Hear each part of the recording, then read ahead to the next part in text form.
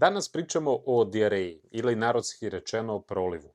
Kada je on zaista ozbiljan problem, a kada možda jedna epizoda pod znacima navoda trovanja nekom hranom. Prva stvar koju lekar pokušava da shvati kada odete kod njega jeste koliko dugo traje problem, jer ako traje kratko, najčešće pričamo o nekoj akutnoj dijareji. To je često posledica nekih infekcija u smislu virusna, bakterijska, nekad i parazitska, ili pak reakcija, kao što rekoh, na hranu, možda lek, putovanje itd. Međutim, ako dijareja traje nedelju dana i više, onda pričamo o potencijalnoj hroničnoj dijareji, a tu više priča nije banalna. Jer, znajte, nije svaka dijareja ili proliv trovanje hranom. Ljudi najčešće kažu, sigurno je nešto loše sam pojao. Možda jeste, možda niste. Dijareju mogu da izazovu i lekovi, naročito antibiotici, metformin, neki preparati magnezijuma i drugi lekovi, ima ih puno. Međutim, znajte da kada pričamo o intoleranciji na hranu, to je danas, nažalost, česta tema. Te tako, celijakija, sindrom, da kažem, nervoznih creva, pa onda Hronova bolest, ulcerozni kolitis, ima tu raznoraznih nekih varijanti, hipertireoza i tako dalje, mala apsorpcija masti, puno problema sa žučnim kiselinama ili enzimima pankreasa mogu da dovedu do dijareje. Naročito obratite pažnju ako je dijareja krenula posle antibiotika, jer svakako će vam i lekar preporučiti i u apoteci da uzmete neki probiotik, ali mora se misliti na neke bakterije koje mogu da izazovu upale debelog creva. Zato ne lečite ništa slepo kod kuće i čekajte samo da prođe. Nikako, već odmah pričajte sa lekarom farmaceutom. Znajte da kada pričamo o dijareji, znači, ako vas dijareja budi noću, pa imate krv, pa dolazi do temperature, pa do gubitka telesne mase, jakih bolova, ako u sve to se javljaju neke promene na koži, afte, malaksalost, to mnogo više gura ka organskom problemu nego ka običnom, nekom funkcionalnom poremećaju koje sam nabrojao na početku. Ako se simptomi javljaju uz stres, naročito ujutru, bez krvi, bez temperature, bez mršavljenja, i ako su analize uredne, onda funkcionalni uzorak, to jest uzrok, postaje verovatniji. Znači, krv u stolici nikad nije normalna varijanta dijareje ili proliva. Znajte da kada pričamo o tankom i debelom crevu, ovde je mnogo važno da shvatite.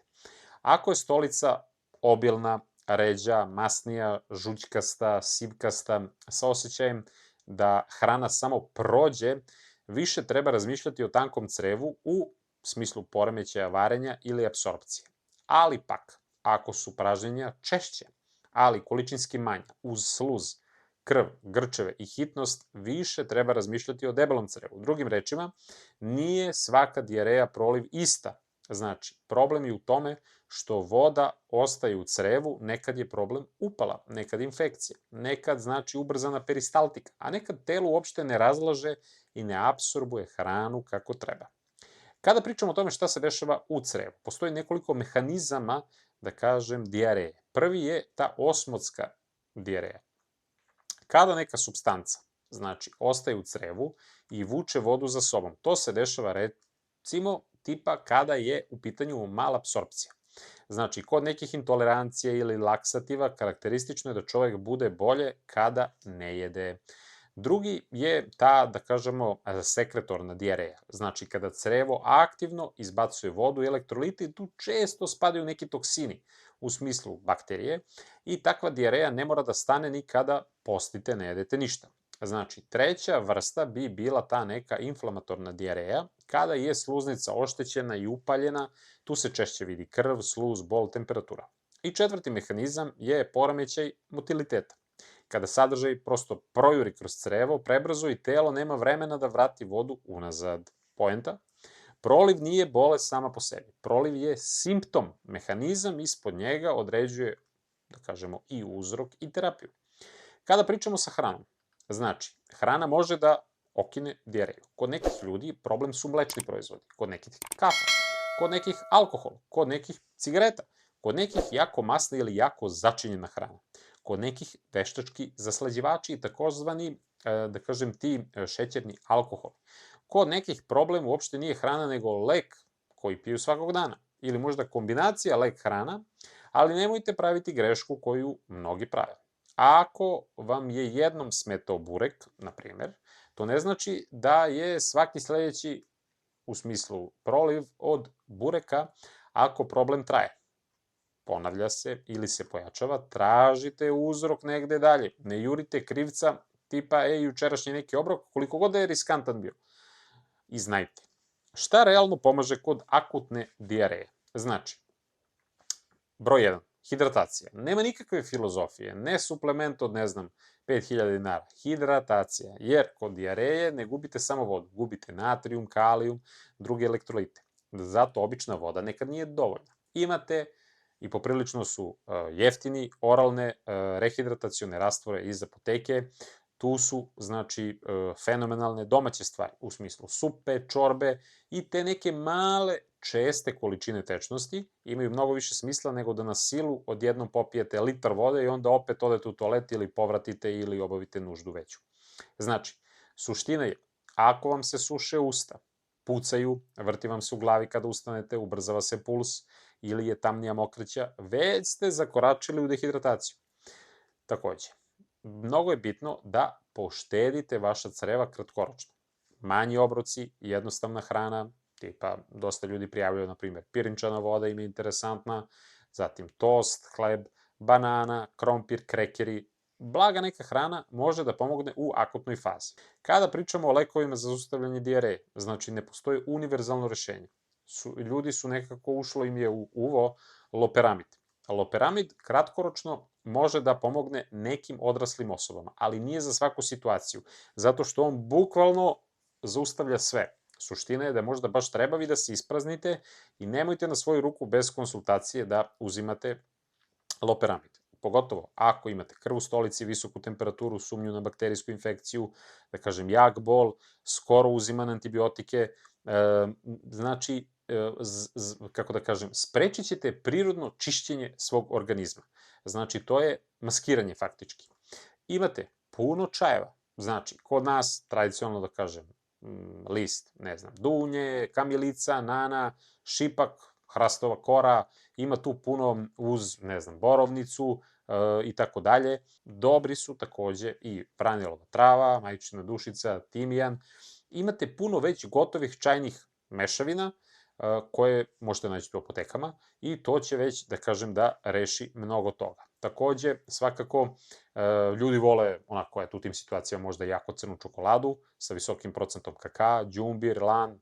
Naravno, kada pričamo o voću, kao što rekao, možda banana, jabuka, ali umereno. Od suplementa svakako, tu ide, da kažem, aktivni ugalj, koji je jako bitan da bi vezao sve te neke toksine i nešto šta se izdešavalo, ali sa druge strane odvojite to, na primjer, od lekova. Diosmektin je takođe jako interesantan. Sa druge strane, odvojite to, na primjer, od lekova. Kada pričamo o nekim suplementima, svakako tipa cink, probiotik nekako je sad tu obavezan i to već morate, pošto ima jako puno sojeva različitih, da vidite shodno vašoj priči sa farmaceutom koji će vam probiotik dati. Imate sad tu puno kombinacija, da li više sojeva, da li u kombinaciji sa nekim mineralom, vitaminom i tako dalje. I zbog celokupne vaše priče, da kažem, cele kliničke slike, vi ćete izabrati najbolji. Pominju se i jogurt, i kefir i tako dalje. Znajte da može biti ok nekome, jer imaju ljudi tada osjećaj kao prija mi nešto mlečno. Znači, nismo svi isti. Nekome može da prija, naročito kad su, grčevi u pitanju i tako dalje, ali kod nekih može čak to da izazove kontraefekat, tako da držite se ovih varijanti što sam već pomenuo više. Znajte da ako se dešava nešto u smislu ovih pogoršanja simptoma, odmah kod lekara nemojte da čekate i rešit će se samo o sebi. Ako pak dijareja traje, znači pričamo o tome da je to već hronična, tu mora da se onako ispita kompletno. Znači šta pijete, kako jedete, kad jedete, kakav vam je životni stil, stres, porodična istorija, znači da li varira težina i tako dalje, u smislu, da kažem, ne da vas plašim, ali da se na vreme potencijalno otkrije ako je nešto, ne daj Bože, otišlo u nekom smeru jako ozbiljnije. Znajte da osim krvne slike, tipa elektrolita, nekih upalnih parametara, funkcija štitne žlezde, testova eto na celijakiju, analiza stolice, na razne infekcije, parazite, krv. Nekad testovi mogu da pokažu i da se nešto tu dešava, ili pak da je to i upala u pitanju poremećaj varenja masti i ako sumnjaju, znači na pankreas, može da se, da kažemo, onako na vreme spreče neke ozbiljnije bolesti i ponekad se mora jednostavno obaviti neka analiza u smislu ne toliko popularne zbog osjećaja, ali da kažem neophodne, tipa da li je to gastroskopija i tako dalje, kolonoskopija, ima tu sad momenata, da li će možda trebati da se uzme biopsija i tako dalje, ali znajte da to sve ćete već sa lekarom da vidite, da ne idemo toliko daleko, da vas sad ne plašim. Znajte da mnogo toga se rešava vašim mirom u glavi, jer dosta ljudi imaju taj, da tako kažem, povezan izraženo emotivno psihički moment sa stomakom. To je totalno u redu da kada je neki stres, nešto jako važno, da tada imate i to je više na bazi eto tih emocija. Ali zato radite na svom mentalnom zdravlju, ne samo eto na fizičkom, a u smislu fizičkog ulažite, dao sam vam evo tu neke predloge i baš mi napišite u komentarima šta vama je pomoglo, šta vam znači u tim nekim prirodnim varijantama i kada se ispostavilo možda da kod vas se krije neka ozbiljnija bolest, jer ljudima i to znači da pročitaju da bi potencijalno eto odradili možda još neku analizu i nadam se prevenirali neka ozbiljnija stanja. Veliki pozdrav od mene i vidimo se u nekom od narednih videa.